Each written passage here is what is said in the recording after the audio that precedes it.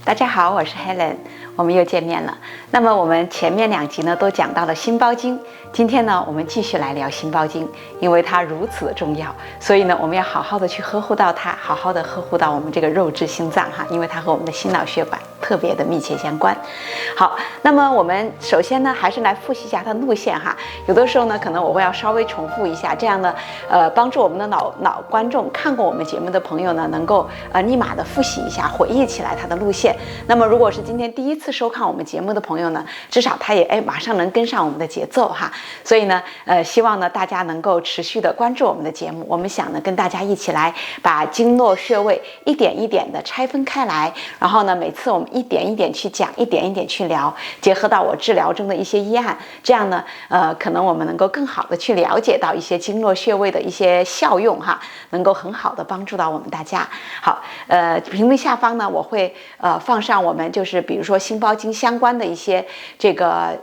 节目的链接哈，如果说您错过了前面几期的话呢，你也可以在链接上呢，在我们的评论区点到链接，然后呢回去观看我们的节目，这样您可以把所有的内容慢慢串起来看哈，可能呢对您会更有帮助哈。好，我们接下来聊。好，那么我们首先呢还是来复习一下心包经的路线。好，那么它呢是手心向上，沿着手的中线哈，这条位置就是我们的心包经。同样，好，我一边说呢，大家手上不要停，一边呢利用这个时间好好的来跟我们的心包经沟通。好，您一边沟通的过程中呢，我一边再来聊我们的穴位哈，这样呢我们都两不误哈。一方面我们可以听到新的穴位、新的经络、新的分享，同时呢我们又养护到了自己的经络哈。因为在养生的过程中，其实呢我们要把很多生活中的这种零碎时间用起来哈，包括您等车的时间、排队，比如说到银行办事的时间，您把这个零碎时间用起来，因为您要拿出整片的时间说我今天一定要安排多长时间来养生，这个呢可能在现在这种快节奏的生活中呢略有一点奢侈哈，所以呢我们要把这个零碎时间用好，这样呢其实效果也是很好的。当然如果说定期的给自己一个 relax 一个放松的时间，当然会更好。总之呢养生是一种观念，是一种生活的态度和生活的方式。当我们在慢慢的越来越好的去关注到身体的时候，您对身体的细微的觉知力也会增长，同时呢您会越来越好的跟它开启一种对话的模式哈。好，您一边推心包经呢，我一边来介绍今天的另外2个我想跟大家说到的穴位。第一个呢就是我们记得上次我跟大家介绍过2个穴位哈，就是一个是肋关，还记得哈，手横纹上3指的位置是肋关，手横纹上5指的位置呢是还记得吗？叫西门哈。这2个穴位都很重要哈，都是在关键时刻呢能够帮助我们治疗急性的，比如说心绞痛哈，比如说西门就是心绞痛，急性的心绞痛，包括呢心脏病的突发哈，肋关穴这2个穴位一起用效果会非常好。那么它们都比较深，所以记得一定要点上去以后转手腕它就来了哈。好，这个呢是我们要这个使用过程中的一个注意事项，我一边说大家可以一边转哈。那么为什么要先复习这2个穴位呢？因为我接下来要讲的这个穴位呢正好就在它们俩之间。那我要跟大家介绍的穴位呢叫间使哈，间就是空间的那个间，使呢就是使者的使哈。那么顾名思义哈，它是一个很好的一个使者，和身体沟通的使者。所以说呢它在我们的肋关和西门之间，就在我前面复习的这个肋关和气门之间。好，那么您找到它以后呢，就轻轻的去，依然是转手腕好。那么这个穴位它能够提神醒脑，是一个非常好的穴位。因为在中医中的心主神明哈，实际上它是跟我们的神志相关的。所以说有一些像现在有一些老人哈，就是年龄大了以后，他会有健忘症，还会呢有比如说这个就是小脑的萎缩哈，其实这个呢，都和这个心智啊，还有包括未来我们会提到的肾经都是有关系的。因为肾主水，它也会主脑水，所以说它有很多的东西都是关联的。在中医里面呢，人体是一个平衡哈，养生养的也是一个平衡。所以呢，没有一个经络会唯有它好，别的都不好，不可能，也不可能唯有它不好，别的都好，它也不可能。其实它会是相互影响哈。所以说呢，我们要记得，那我们在自己这个相对薄弱的环节或者相对强健的环节，我们去慢慢加强，最后呢达到他们彼此间的一种平衡。而且身体非常奇妙，它自己会慢慢的去调节，它会很清楚自己要去修复哪里哈。当我们越来越有身体的这种细微的觉照力的时候，你会清晰的感觉到哈。所以我有时候跟我的患者开玩笑，我就跟他们说，但也这是真实的哈，就是你堵的时候可能是稀里糊涂，但你最后所有经络穴位开的时候是明明白白哈，因为你会清晰的感觉到它打开通透的那种感觉。所以呢，慢慢来哈，我们一步一步，不要着急，慢慢当我们对身体越来越了解的时候呢，我们就会越来越清楚要怎么样和它和平共处。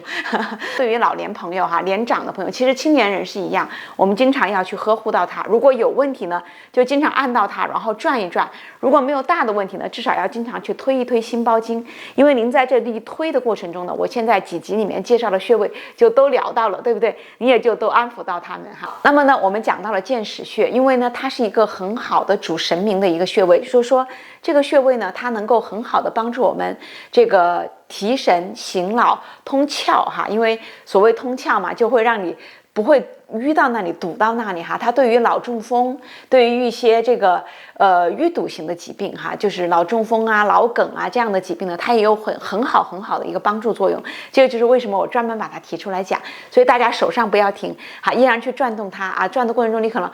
就非常的想生出气哈。那么这是身体里的浊气往外走的一个表现。接下来呢，我给大家说到另外一个心包经上很重要的穴位，叫大陵哈。大是大小的大，陵是丘陵的陵。好，它正好在我们掌根这个位置哈，靠着掌根的位置。那么你点到它以后呢，你同样你可以转手腕哈，你可以轻轻的转手腕。那么这是一个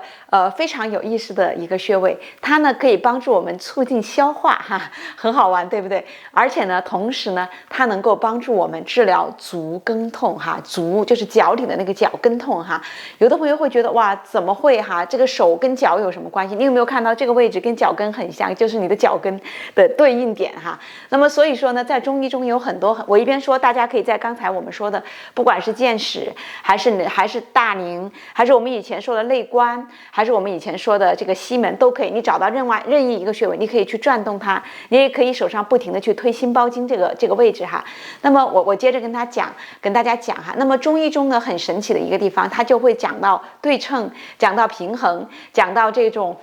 上病下治，左病右治哈。它是一个非常有意思的一个，我说过它是人文科学，它是一种来自于这种高维的一种智慧哈。我们很幸运有这种老祖宗的智慧来给我们很多生活上的这种身体这个调理方面的治病方面的一些指导哈。那么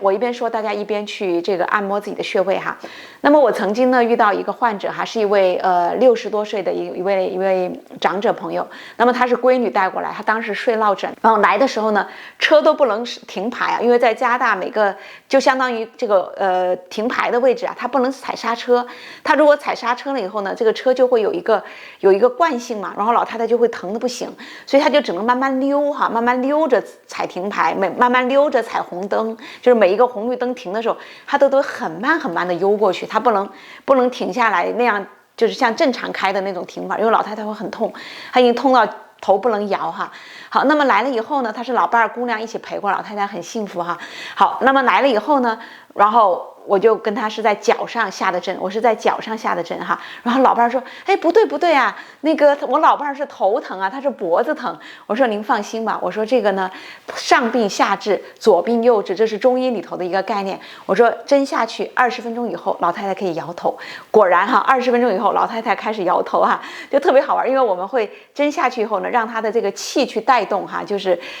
牵引动哈，让她这个气去带动她的气血走，然后老太太就果然开始摇头，然后老先生就特别高兴哈，真的哈。后来我就开始跟他聊嘛，因为老先生他也喜欢养生的话题，然后我就开始跟他聊。所以呢，就是我们就会发现呢，就是中医不是说哪儿疼治哪儿，它不是头疼一头，脚疼一脚，它有的时候它会找到它的对应点哈。这就是为什么我讲到这里会跟大家说大陵穴哈。那么大陵穴呢，它对我们的脚跟也有帮助。如果有足跟痛的朋友呢，你也可以去按一下您的这个大陵穴，它呢也会帮助到你哈。因为身体上呢，有的时候，比如说胃疼啊，或者说有一些这个胸闷呐，它有的时候是气血堵的哈，当然有一些不一定哈，有的它可能是肌肉的损伤、筋膜的损伤，就是各种都有可能性，有的是脏腑，但是总体来说，经络通，百病不生，这是《黄帝内经》中讲到的话。所以我们让经络畅通，你有很多大问题就会变成小问题，小问题就会化无哈。所以这就是我们要掌握的一个基本概念。就像我前段时间治疗的一个女生，她很小哈，才30多岁，那么她的这个，因为她是子宫的这个里面长一个瘤哈，那么貌似就是哇，就觉得就心里很恐惧哈，但你会发现，当你经络通以后，慢慢这个瘤就越来越小，越来越小，因为它这个是最后是报告能看得到的哈，越来越小，越来越小。那么现在呢，医生因为他原来因为这个瘤呢，就是不得不中途去终止这个妊娠哈，就是怀孕，